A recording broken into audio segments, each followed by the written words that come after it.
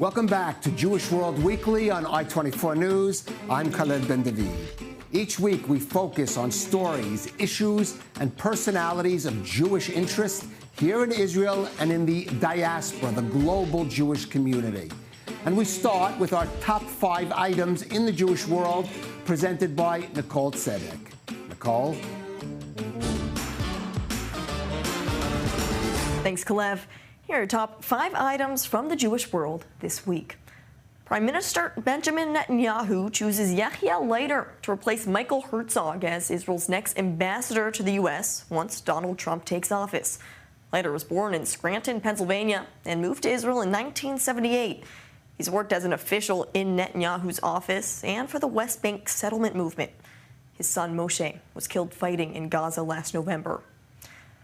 Protesting Jewish students in Vienna prevent the leader of Austria's lower house of parliament, Walter Rosenkranz, from laying a wreath at a ceremony honoring the victims of the Kristallnacht pogrom of 1938, saying the politician from the far-right Freedom Party wasn't suitable for the event due to his past praise for a public prosecutor who served the Nazis during World War II. Daniel Lurie, one of the heirs to the Levi Strauss clothing fortune, is elected as San Francisco mayor, ousting a fellow Democrat, incumbent London Breed. The 47-year-old political newcomer, whose father was a rabbi and stepfather, the president of San Francisco's Jewish Federation, says he'll tackle the city's surging crime and homeless problems. A shocking incident in New York City is caught on video showing a masked man trying to grab a 6-year-old boy out of the arms of a Hasidic man in broad daylight on a Brooklyn street before the father grabs his child back and fights off the attacker. Police are still searching for the suspect. And American Jewish businessman Bernie Marcus, who made billions as co-founder of the Home Depot stores and gave away much of his fortune to Jewish, Israeli, and conservative political causes, dies at the age of 95. May his memory be a blessing. Those are all of your top 5 items in the Jewish world this week. Back to you, Kalev. The city of Amsterdam has historically been known as a safe haven for Jews persecuted elsewhere.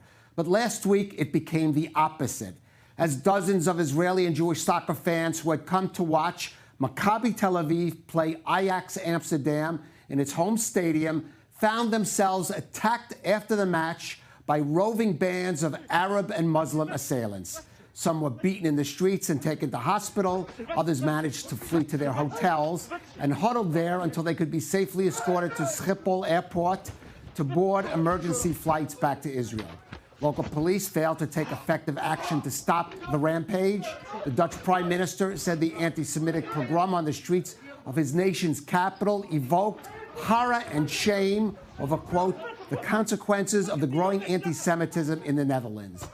And joining us from Amsterdam is Rabbi Akiva Kamisar, Chabad emissary and rabbi of the Israeli community in the Netherlands. Rabbi Kamisar, thank you for joining us. There are some in the international media, in the Dutch media, I know, who are already trying to downplay what happened that night. You were there. You and Chabad provided shelter and aid to some of those who attacked. Tell us briefly what you saw and experienced. Yeah, so what happened over here Thursday night is something that we didn't dream. I mean, we do have some kind of anti-Semitism here and there, of course. We all seeing it since the 7th of October. But to see such a thing on the streets and so many people getting injured on the streets, getting beat up, it's something that we didn't imagine. And it's very worrying to see what's going to happen. I don't know if you heard, but last night in Belgium, there was no soccer, there was no match. And we still had a very bad thing in Belgium with 4 people arrested. So it's something that is, we have to see where is this heading. Right, and you, I believe Chabad also helped out some of those people, giving them shelter and escorting them later to safety, if I'm correct. Yeah, so we started to get phone calls at like 2 o'clock in the morning, 3 o'clock in the morning from people that have to get to the airport and couldn't get out of their hotels for 2 reasons. One is because people were waiting outside, and the second reason is that the taxi drivers, unfortunately, many of them were part of this ambush, and they took people into the hands of the ambush. So people didn't want to take taxis, so didn't know what to do. They contacted us, and we got volunteers from our community, from the Israeli community, from the Dutch Jewish community, and I have to say also a very special organization as the Maccabi Netherlands. It has nothing to do with Maccabi Tel Aviv. It's Maccabi Sports organization over here that opened up a shelter and helped a lot of people also. We worked together to get the people out of the hotels, either to the airport or to the shelter of Maccabi. Rabbi Commissar, everyone is saying that the Dutch authorities, caught by surprise, were not able to effectively handle that situation. What needs to be done there to prevent this kind of thing happening? And is the Dutch Jewish community working in contact with the authorities to try to find a greater sense of security? Yeah, what happened over here, it was a surprise because everybody knew about this game going on. And the whole day of Thursday, on the way to the arena, at the arena, there was 800 police officers on the streets and around the arena. So they were well prepared. They did a very, very good job. And no one really understands what happened after that. Why, when the match was over, they just went down from 800 to something like what they say 200. I don't know exact numbers, but it went down dramatically. And that's something that they're going to investigate and to check what happened over there, because they didn't have enough people on the streets to be able to stop those riots that happened in so many places. It just couldn't handle it. That was the issue, and they're checking into it. They are taking it seriously. There's a very good contact between the Jewish community and the authorities. The prime minister actually called one of the head of the community, and he was by him for Friday night meal. He was by his table. They're taking it seriously, and I hope they'll come up with something that will be able to bring back the security to the streets. Rabbi Commissar, of course, this happened just around the time, eerie coincidence, the anniversary of the 1938 Nazi Kristallnacht pogrom. People are saying, you hear people, including there in Amsterdam, it's 1938 again, it's 1939. How concerned is the Dutch Jewish community there going forward, especially those like yourself, or maybe those many Dutch Jews that also have some Israeli background and are identifiable Jews? How concerned are they going forward? I don't sound naive, but I think at that moment, that's what we felt. In the morning, 3, 4 o'clock in the morning, that was the direction. I think now that the story is kind of over, if you could say, I mean to say by the Israeli fans and all of that, everybody's back home, I don't think you could compare it exactly. I mean, no one got injured in a way that that is bad injured. I mean, people all went back to Israel. There's no people in hospitals. There was no knives involved. There was no one. It wasn't. It was very, very bad. Don't get me wrong. This is not allowed to happen. This is crazy. This is vandalism, and this is something that is not allowed on the street. It doesn't make sense. Whatever happened, this is not allowed. But I don't think you could compare it exactly to that night. There was no building going on fires and anything like that, thank God. But the feeling of those people in that moment was that they're in a foreign country. The authorities are not there. The people are all over the place. They're stopping their hotels. They're in the taxis. At that moment, you're feeling that it's going to end tonight. They're going to kill us. That was the feeling. But I think by the morning already, the streets were empty. By the area of the Jewish community, we didn't feel anything. I mean, it's the center of Amsterdam. It's not the street where the Jewish people live. It's not that area. It's the Dam Square that on a regular night, I don't think you'll like to go around there because it's not the most comfortable place to be for all kinds of reasons. So I'm just saying it's very, very bad. We are concerned about it, but I don't think we're heading to, I don't think we are there. All right. Well, let's hope not. Rabbi Akiva Commissar, the Chabad emissary to the Netherlands, and the rabbi there, thank you for joining us on I-24 News. All the best. Take care. Last year, a November American Jewish Solidarity rally with Israel and the Gaza hostages drew a crowd of some 300,000 people to Washington, D.C. This weekend, a follow-up rally drew only a fraction of that number to National Stadium in the U.S. Capitol. Due to inclement weather, timing too close to Election Day, and perhaps a concerning sign of burnout in an American Jewish community under stress. Still, the organizers and participants tried to keep the flame burning. Our senior U.S. correspondent Mike Wagenheim went to check it out. Sunday's Stand Together rally here in Washington, D.C. did not draw nearly the crowds that last year's rally on the National Mall drew in the aftermath of Hamas's October 7th, 2023 massacre. Still, a message of unity for the American Jewish community in the divisive days after the presidential elections. Events like this are important because they bring people out. Again, better numbers would have been even stronger, but at least you have what we have. And I think building on this, like last year's event, really sent a shockwave of strength through the community. It would be important to find something more people could come together and then hopefully to take back a message of empowerment to come together, because when we come together, we're indestructible. It's been a tough time for the American Jewish community and for all Jews around the world since October 7th. And we've decided to come together as a Jewish community to show our unity after the divisiveness and the troubling year we've had, but also after the very difficult tension of the presidential election. We're past that, and we are still standing as a community, and we're still standing unified in support of a strong U.S.-Israel relationship, in support of unity of the Jewish community, and thanks to the American military and the American people for their support for Israel, and just coming together as one to say, it's been a year and we're still standing. Sunday's rally featured speakers from across the Jewish denominational spectrum, athletes, celebrities, musicians, and also the hostages' families playing a prominent role. The American Jewish community is one of the most important players and allies and family that we have. We need them to put all the pressure possible on the President Biden and the elected President Trump, and to do everything they can now, because Sinwar was killed and all the big ones are not there, and this is the time to bring them back and to bring an end to the suffering of everyone.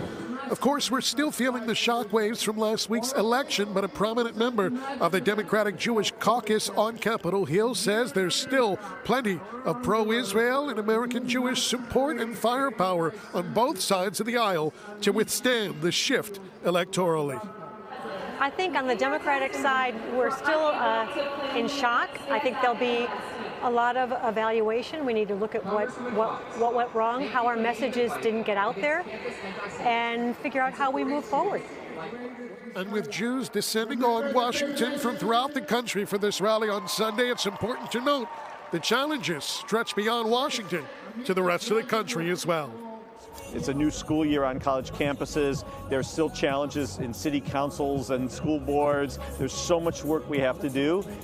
We are not at the end of this by a long shot. Israel needs our help and support, and so we don't know exactly what the next challenges are, but we know that this year coming up is as hard and difficult and challenging as the year we just passed. Well, a larger turnout certainly would have been welcome here, but all in all, it seems those key messages of unity, strength, and resilience still got through. Reporting from Nationals Park in Washington, Mike Wagenheim, I-24 News. Well, the votes are counted and the results are in. Americans want to see Donald Trump back in the White House, turning away a bid by Vice President Kamala Harris to succeed Joe Biden as the chief executive. But there were plenty of other races on November 5th, including a number in which American Jewish candidates were vying for seats in Congress or local government. Let's take a look at some of the most noteworthy ones. There's no question who the big winner was of U.S. election night, with former Republican President Donald Trump again confounding the pollsters with a decisive win over Democratic Vice President Kamala Harris to return to the White House come January. But in a year of deep concerns and uncertainty for the American Jewish community as a whole, a number of Jewish politicians also notched up notable wins in other races, some of them against the odds. In Michigan, Democratic Congresswoman and former CIA Mideast analyst Elisa Slotkin overcame the Republican red wave in swing states to eke out a narrow win for a Senate seat. My job as an elected official is to fight for Michiganders, Republicans, Democrats, independents alike. That's the approach I've taken in Congress, and it's the approach I will continue to take, hopefully, in the Senate. Also beating the odds was Democratic Senator Jackie Rosen, a strong Israel supporter and president of her local synagogue, who won a very tight re-election race in the battleground state of Nevada. She'll be joined in the Senate by California's Adam Schiff, who distinguished himself as a sharp Democratic critic of Trump in the House of Representatives and won the seat long held by the late Dianne Feinstein. As your senator, I am committed to standing up for every Californian. I am committed to taking on the big fights to protect our freedoms and to protect our democracy. A notable addition to Congress will be Eugene Vindman, who with his brother Alexander first won notice after they were fired from the National Security Council after opposing the Trump administration's Ukraine policy. Vindman spoke proudly on the campaign trail about his roots as a Ukrainian Jewish immigrant to the U.S. Jewish candidates also notched up some wins on the Republican side. Among them, Texas businessman Craig Goldman, who becomes the third Republican in the House of Representatives, alongside the 24 Jewish Democrats in the House and 9 in the Senate. There was a noteworthy Jewish victor in the gubernatorial races. Democratic Attorney General of North Carolina, Josh Stein, took the governor's seat with a decisive win over the scandal-plagued candidate Mark Robinson. Tonight, let's celebrate this hard-fought victory, and tomorrow we will get back to work to building a North Carolina that is safer, stronger, and more prosperous for everyone. In an interesting twist, Stein becomes one of 3 Jewish governors named Josh, joining Pennsylvania's Josh Shapiro and Hawaii's Josh Green. And with Shapiro's political star on the rise, with many saying Harris made a big mistake not choosing the populous swing state governor as her vice presidential running mate, the Democrats may decide that in 2028, it's time to put a Jew named Josh on their presidential ticket. Now, during the U.S. presidential race, both campaigns made major efforts to attract the Jewish vote, which, though small, could have played a significant role in a few swing states. Republicans were confident that they could make inroads on the big advantage Democrats usually have with Jewish voters, this given Donald Trump's strong support for Israel. But did they do so on Election Day? Well, that depends on what source you trust. Exit polls by NBC and CNN found that 78% of American Jewish voters supported Harris, while only 22% chose Trump. But a Fox News poll claimed that only 66% of Jewish voters backed Harris and 32% voted for Trump. And in New York, the U.S.'s biggest Jewish community, Trump's support is climbed to 46% and Harris dropped down to 54%. Well, for more to help us make sense of this, let's go to our senior U.S. correspondent, Mike Wagenheim in Washington, D.C. And Mike, maybe the one thing we learned from this election is you can't really count on these polls, either going into the ballot box or the exit polls. But what is your sense of these numbers and really where the Jewish vote or how it was split up?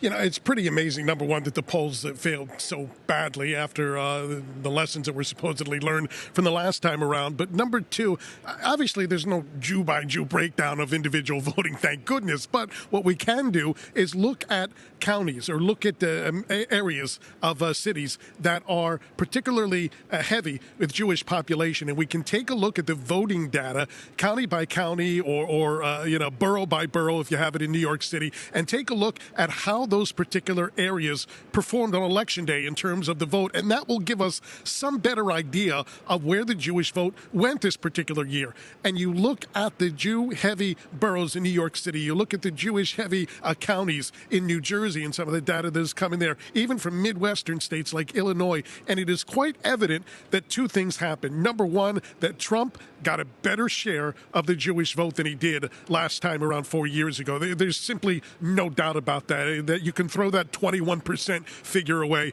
that we saw on the exit polls on election night in terms of Trump garnering the Jewish vote. It never made sense to begin with, certainly not so after we look at that official data coming out of those official government bureaus. But number two, many of those Jews, if you look further down the ticket, split their vote. They trusted Trump. They went with Trump at the top of the ticket, but further down, Democrats won in those boroughs and those counties and those other areas throughout the country, at least from the data that's come in so far. What does that tell us? It tells us, well, in many ways, Jews, American Jews, still voted along their traditional fault lines electorally, except they trusted Trump more than they did 4 years ago.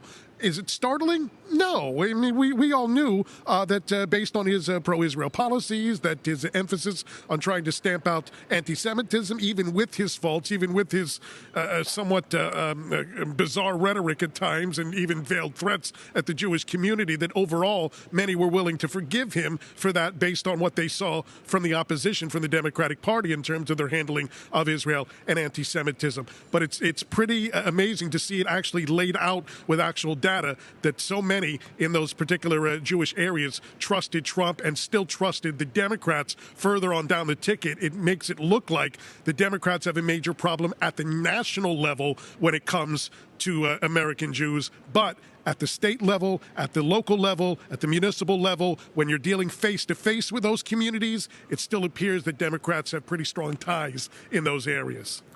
Yes, we should note, though, even all of those other polls that favored Trump did show Kamala Harris getting a majority of the Jewish vote. And one striking thing about this election, according to exit polls, Mike, is that Donald Trump scored a bigger percentage of Arab American votes than he did of Jewish American votes. Clearly, that vote seems to be quite flexible, and I think this is going to be a factor in presidential campaigns coming forward, that Arab American vote being in some ways, a bit of a swing vote, perhaps.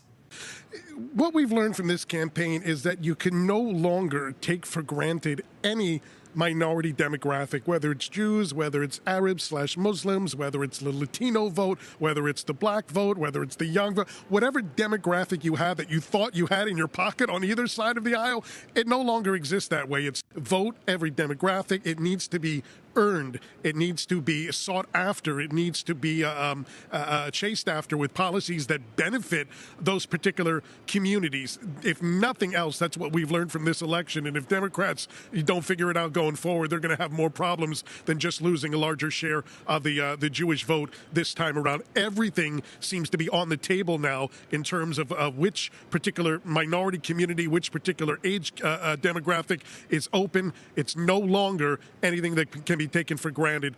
Big lesson to learn this time around from this election. And we'll see if those lessons are learned. This was definitely an election that changed a lot of the former perceptions that were held about the American electorate. Mike Wagenheim in Washington, D.C., thank you for that.